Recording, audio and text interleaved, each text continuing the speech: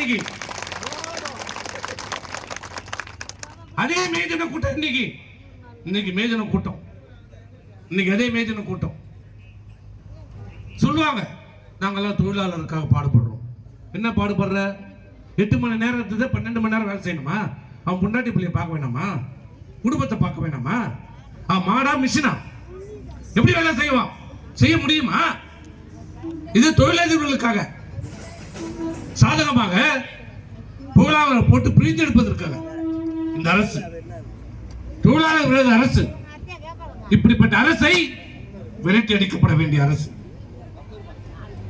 இன்றைக்கு பல்வேறு திட்டங்களை, இன்னொன்று முக்கியமா தெரிஞ்சுக்கங்க, உலகத்திலேயே விவசாயிகளை குண்டர் சட்டத்திலே கைது செய்த ஒரே அரசு இந்த ஸ்டாலின் அரசு. இதுவரைக்கும் எந்த அரசும் விவசாயிகளை குண்டர் சட்டத்திலே கைது செய்தது கிடையாது.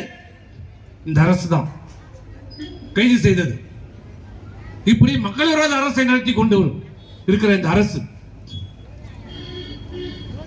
இன்னைக்கு ஆட்சி அதிகாரத்தை கையில் வைத்துக் கொண்டு, ஊடகங்களையும் பத்திரிகைகளையும் கையில் வைத்துக் கொண்டு, பணத்தை நம்பிக்கொண்டு மீண்டும் ஆட்சிக்கு வந்து விடலாம் என்று கனவு கண்டு கொண்டிருக்கிற இந்த திமுக அரசு, இந்த ஸ்டாலின் அரசு, நீங்கள் சரியான பாடம் கற்பிக்க வேண்டிய நேரம் நெருங்கி இருக்கிறது. உங்களுடைய பறிக்கப்பட்ட சலுகைகள் மீண்டும் உங்களுக்கு பெற வேண்டும் என்றால், கிடைக்க வேண்டும் என்றால், மாண்புமிகு அம்மா அவர்கள் கொடுத்த தாலிக்கு தங்கம் உங்களுக்கு மீண்டும் வர வேண்டும் என்றால், அந்த 25,000 இன்னைக்கு என்ன தாலிக்கு தங்கம் பவுன் எவ்வளவு? இன்னைக்கு 75,000 ரூபாய். 80 வந்துருச்சா? அது இன்னொரு ஆட்டோ மீட்டர் கூட மூலமா ஓடுது, இந்த தங்கம் மீட்டர் வேகமா ஓடுது. அவன் சொன்னது 20 நாளைக்கு முன்னாடி என்ன சொன்னான் கணக்கு, இந்த நிலையில தங்க விலை ஏறிச்சுன்னா அடுத்த ஆண்டு 1 லட்சம் வரும்னு சொன்னான். ஆனா இப்ப என்னன்னா இந்த மே மாசம் முடித்துக்குள்ளே 1 லட்சம் வந்துடும் பொழுது, அப்ப அடுத்த ஆண்டு எவ்வளவு? 1.5 லட்சம், 2 லட்சம் வந்துடும் கிட்ட தங்கம். என்ன பண்ண முடியும்? நீங்க திருமணம் பண்ண முடியுமா? தங்கம் வாங்க முடியுமா? தாலிக்கு தங்கம் வாங்கி உங்க பிள்ளைகளுக்கு திருமணம் செய்து வைக்க முடியுமா? யார் தந்தா? இந்த பெண்களுக்கு திருமணமாக இருக்கிற, தாலி வாங்காமல், வசதி வாய்ப்பு இல்லாமல், திருமணம் இல்லாமல் முதிர்கட்டியதாக இருக்கிற அந்த பெண்களுக்கு திருமணமாக வேண்டும், தாலிக்கு தங்கம் வாங்க வேண்டும் என்று உரிய நோக்கத்தில் தாய் உள்ளத்தோடு அந்த பெண்களுக்கு 1 பவுன் தங்கத்தை கொடுத்த அம்மாவுடைய ஆட்சி உங்களுக்கு வரணுமா? யார் ஆட்சி வேணும்? 1000 ரூபாய் கணக்கு போட்டுக்குமா? எவ்வளவு ஆச்சு? 12 5 எவ்வளவு ஆச்சு? 60,000 ரூபாய். 60,000 ரூபாய். இன்னைக்கு என்ன ஆச்சு? அம்மா பணம் ஒரு பெண்ணுக்கு படிச்சிருந்தா, டிகிரி படிச்சிருந்தா 1 லட்சம், 1 பவுன் தங்கம், 50,000 ரூபாய் பணம். இதான் ஏமாத்தி 1000 ரூபாய் சொல்லி ஏமாத்துறவங்க. அதுவும் எல்லாருக்கும் உண்டுதா? 1 கோடி 4 பேருக்கு தான் வருது. மீது 1 கோடி 20 லட்சம் பேருக்கு இல்ல. இப்போ சொல்றாரு, ஏன்னா தேர்தல் வருது இல்ல, விடுபட்டவர்கள் எல்லாம் மீண்டும் விண்ணப்பிச்சுட்டு யார போய் கேட்கறது? கோபாலபுரத்தில் போய் கேட்கறதா? அவன் தான் ஒருத்தர் எங்க இருக்கிறானே தெரியல, துணை முதலமைச்சர் எங்க இருக்கிறாருன்னே தெரியல, அவர் எங்க இருக்காருன்னு தெரியல. யார போய் பாக்குறது? ஏன்னா சிறப்பு அமலாக்கத்துறை அமைச்சர் யாருன்னா உதயநிதி தான், அவரை தான் கேட்கணும்.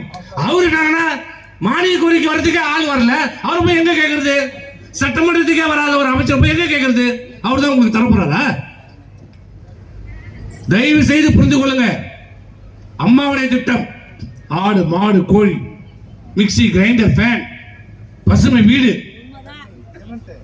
ஓய்வூதியம், அம்மா சிமெண்ட், அம்மா குடிநீர் 10 ரூபாய் கொடுத்தாங்க, அம்மா பாட்டில், அதையும் நிறுத்திட்டோம்.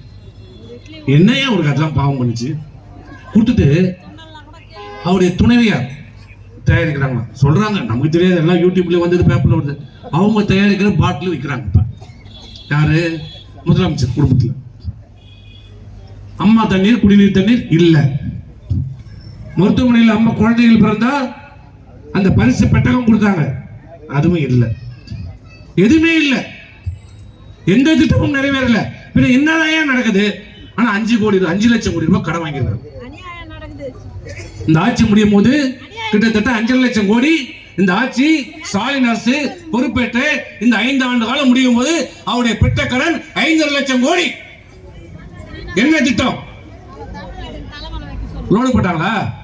பால் கட்டினாங்களா? உங்க ஊர்ல எங்கேயாவது ஒரு இடத்துல ஸ்கூல் பில்டிங் கட்டியிருக்காங்களா? அத்தனை பள்ளிக்கூடங்களும் அம்மாவுடைய ஆட்சியிலும் எடப்பாடியார் ஆட்சியிலும் கட்டப்பட்ட பள்ளிக்கூடங்கள். பள்ளியில் ஆசிரியர் இருக்கிறாங்களா? இல்ல இல்ல. புது ஆசிரியர் நியமனம் செய்தார்களா? இல்ல. பள்ளியில அரசு பள்ளியில படிக்கிற மாணவர்கள் எல்லாம் தனியார் பள்ளிக்கு போயிட்டு இருக்கிறான். யார் காரணம்? இந்த அரசுடைய நிர்வாக திறமையற்ற காரணம். என்ன கிடைக்குது இந்த ஆட்சியில? என்ன கிடைக்குது? தண்ணி கிடைக்குதா? யூரியா கிடைக்குதா? மருந்து கிடைக்குதா? என்ன கிடைக்குது? கஞ்சா கிடைக்குது. எங்க போனாலும் கஞ்சா கிடைக்குது, போதைப் பொருள் கிடைக்குது. இதுதான் இந்த அரசுடைய சாதனை. அஜய் போடுவான் ஒன்னு உயிரோட விட்டானே பாத்துக்கோ. இது அப்படியே ஞாபகம் வச்சுக்கணும் 8 மாசம் வரைக்கும். அவன் வந்து 100 கொடுத்தா 200 கொடுத்தா நம்ம பேசக்கூடாது. ஏமா அது பக்கத்து வீட்டு பக்கத்து கூட வந்து நோட் பண்ணிக்கோ.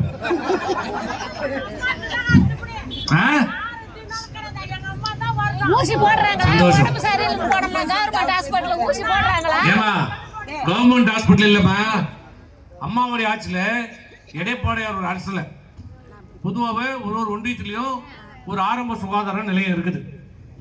இன்னும் அங்க போவீங்க, ஒரு ஊர்ல இருந்து குறைஞ்சபட்சம் 5 கிலோமீட்டர் இருக்கும், இல்ல அதிகபட்சம் 20 கிலோமீட்டர் இருக்கும். சுத்தி போனா அந்த ஆரம்ப சுகாதார நிலையம் அங்க இல்லைன்னா திண்டிவனத்துக்கு வரணும், இல்ல செஞ்சுக்கு நீங்க போகணும். ஆனா இதையும் எளிமையாக்கி அந்த கிராமப்புறத்தில் இருக்கிற ஏழை எளிய மக்களுக்கு உடனுக்குடனாக மருத்துவ உதவி கிடைக்கணும். அந்த ஊர்லயே அவங்களுக்கு அந்த வசதி கிடைக்கணும். ஒரு 2-3 ஊர் சேர்த்து அப்படி நடந்தே போய் வர்ற மாதிரி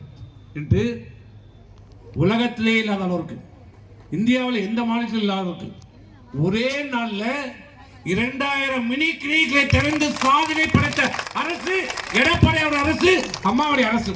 திறந்தமா இல்லையாமா? மினி கிளினிக் எல்லா ஊர்லயும் திறந்தமா இல்லையா? உங்க பக்கத்து